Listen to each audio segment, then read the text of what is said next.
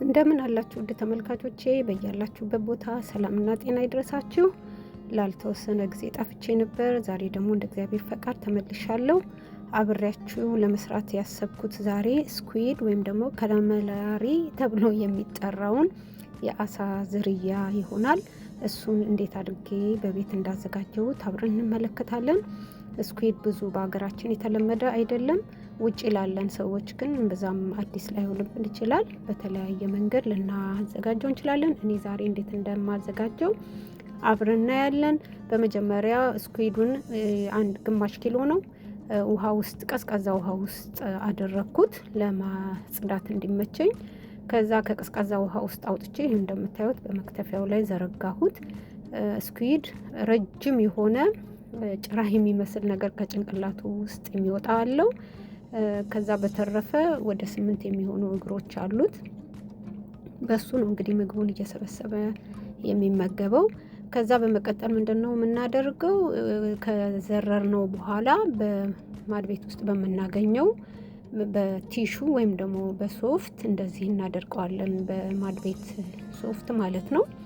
በሱ እናደርቀዋለን። ውሃ ከውሃ ውስጥ ስላወጣው ለማዘጋጀት አካባቢውን በእርጥበት ስለሚወስድብኝ ነው ማለት ነው። እንደ አጋጣሚ ሆኖ የገዛሁት ስኩዊድ ትንሽ ቆይት ያለ ነው። ከአሳ ገበያን የገዛሁት በእርግጥ እንደ ጠበቅኩት አይደለም። ትንሹን የገዛሁት። እናንተ ግን እንደ ምርጫችሁ ትልቁንም ወይም መካከለኛውን መግዛት ትችላላችሁ ማለት ነው።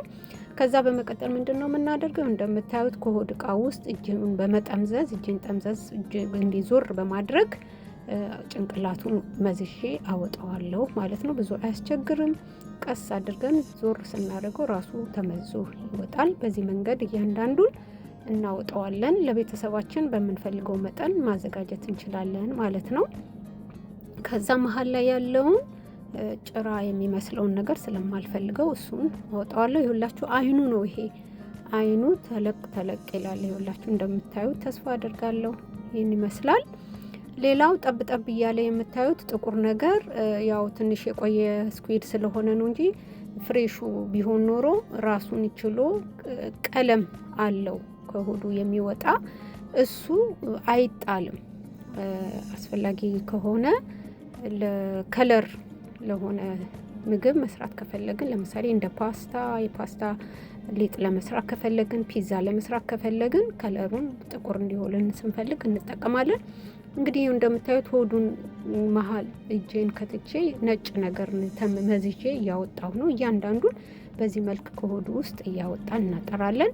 ከዛ ጭንቅላቱን ደግሞ እንዲቆርጠን እንለያየዋለን። እንዲህ ደፍጠጥ ስናደርገው መሀሉ ላይ ትንሽ ደወልወል የምትል ስጋ የምትመስል ነገር ትወጣለች። እሱ አታስፈልገንም። ጭንቅላቱን ግን ከአይኑ ውጭ ያለውን እሱን እጠቀመዋለሁ፣ ፈልገዋለሁ። ይኸው እንደምታዩት እጄ ላይ እሱን በኋላ እንዴት አድርጌ እንዳዘጋጀሁት እናያለን። እንግዲህ በዚህ መልክ ነው የምናዘጋጀው ማለት ነው። እያንዳንዱን ቆርጠን እናዘጋጃለን። ጭንቅላቱን በዚህ መልክ ማዘጋጀው እንደምታዩት ይህን ይመስላል። እግሩ ሸረሪት አይመስልም? ይህን ይመስላል። ይህንን አንጥለውም፣ እንጠቀመዋለን ማለት ነው። ያው እጄ ላይ እንደምታዩት የስኩዊዱ ቀለም ፈሷል። ያው ጥቁረት ያመጣው ከዚህም የተነሳ ነው። እንግዲህ እያንዳንዱን በዚህ መልክ ካጸዳን በኋላ ምንድን ነው የምናደርገው? በቀጣይነት ቆዳውን እንገፈዋለን። ይሄ ከላይ የምታዩት ቆዳ ነው። እሱን እንልጠዋለን። ብዙ አያስቸግርም። በእጃችን በዚህ መልክ እያንዳንዱን እንልጠዋለን ማለት ነው። ይገፈፋል። ምንም ችግር የለውም። አያስቸግርም። በዚህ እያንዳንዱን እናጸደዋለን ማለት ነው። ካልሆነ ደግሞ እንዲህ ትንሽ የሚገብደን ከሆነ በእጃችን በጥፍራችን መላጥ የሚከብደን ደግሞ ከሆነ በሌላ መንገድ እንጠቀማለን። እያንዳንዱን እንዲህ እያደረግን ሆዱንም ቼክ እያደረግን ከላይ ያለውንም ግልፍፍ አድርገን እናስተካክለዋለን ማለት ነው። ሌላኛው መንገድ ምንድነው የምናደርገው? ጭራውን እንይዘዋለን። አሁን እንደምታዩት ጭራው ላይ ያለውን እንደዚህ ፈልቄ አውጥቼዋለሁ። ግን በጥፍራችን መላጥ የማንችል ከሆነ ግን ምንድነው የምናደርገው? የግራና ቀኙ ላይ ያለውን ጭራ የሚመስል ነገር አለ። እሱን ሳብ ስናደርገው ግልፍፍ ብሎ ይወጣልናል። በቀጣይነት ታዩታላችሁ። እያንዳንዱ እንደዚህ አድርገን እናጠራዋለን ማለት ነው።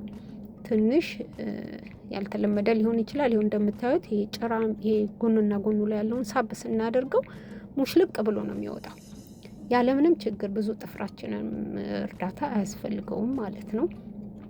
ከዛ ይሄ አሁንም ይኸው እንደምታዩት ነው። ግልፍፍ አድርገን እንደዚህ እናወጣዋለን። ያው እንደምትመለከቱት በጣም ቀላል ነው። ከሁለቱ የሚቀላችሁን መንገድ መጠቀም ትችላላችሁ። በሁለቱም መንገድ ማጽዳት እንዴት እንደምንችል ለማሳየት ያህል ነው። ይሄኛው የሚቀል ይመስለኛል፣ ግን እናንተ የሚቀላችሁን ታውቃላችሁ። በዚህ መንገድ እንግዲህ እያንዳንዱን በደንብ አድርገን ቆዳውን እናጸዳለን። ሆዱ እቃውን በደንብ እናጸዳለን። ሆዱ እቃ ውስጥ ምንም አይነት ቆሻሻ እንዲኖር አይፈልግም። ከዛ ቀጥለን ምንድን ነው የምናደርገው? በቀዝቃዛ ውሃ ሆዱን ላዩን በደንብ አድርገን እናጥበውና በምንፈልገው መንገድ ኪዩብ አድርገን እንከትፈዋለን እና ሆድ እቃውን በደንብ አድርገን ነው የምናጥበው በቀዝቃዛ ውሃ ማለት ነው። ከዛ እንዲህ ካዘጋጀን በኋላ ምንድነው የማደርገው? ይሄ የምታዩት ከጎንና ከጎን ያለውን እሱን እቆርጠዋለሁ፣ አያስፈልገንም። እንደዚህ አድርገን እያንዳንዱን እንላለን። ከጫፉ ላይ ደግሞ ትንሽ ትንሽ ጥቁሩ የቀረ ካለ በዛ መልክ እናጠረዋለን ማለት ነው። ሆዱንም እንደገና የቀረ እንኳን ካለ እንደገና እናያለን። ምክንያቱም ውስጡ እንደ ቀለጥለጥ ስለሚል ያው እንደምታዩት አጽድቼ ጨርሻለሁ ብዬ ነበር። ነገር ግን አለው እና ሙልጭ አድርገን ነው የምናጥበው ማለት ነው። ስናጥበው ውሃም በቀዝቃዛ ውሃ፣ በሙቅ ውሃ ከተጠቀምን ወይም ለስ ካለ የመቅለጥ ነገር ሊኖረው ስለሚችል ለማጽዳት እንቸገራለን።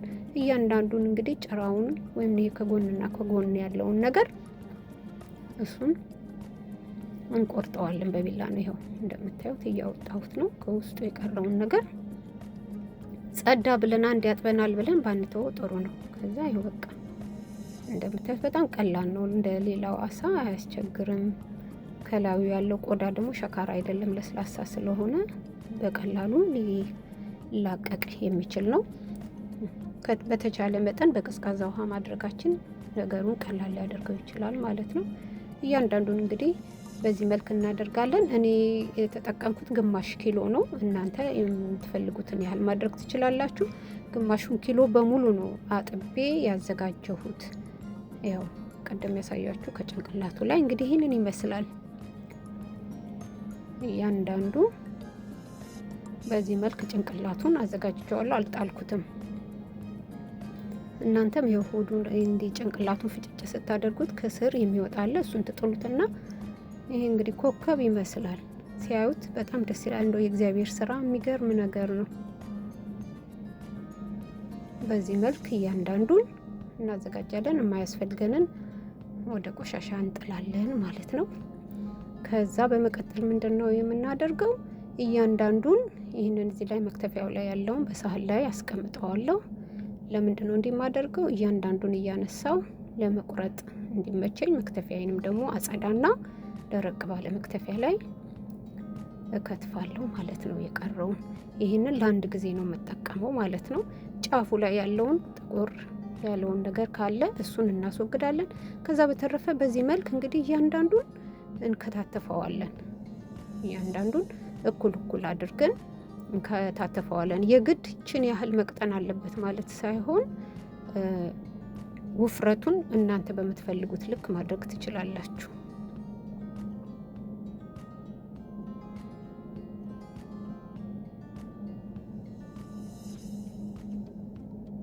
አሁን እንግዲህ እንደምታዩት የቀረው ካለው ብዬ ነው ቼክ ያደረኩት፣ የለውም።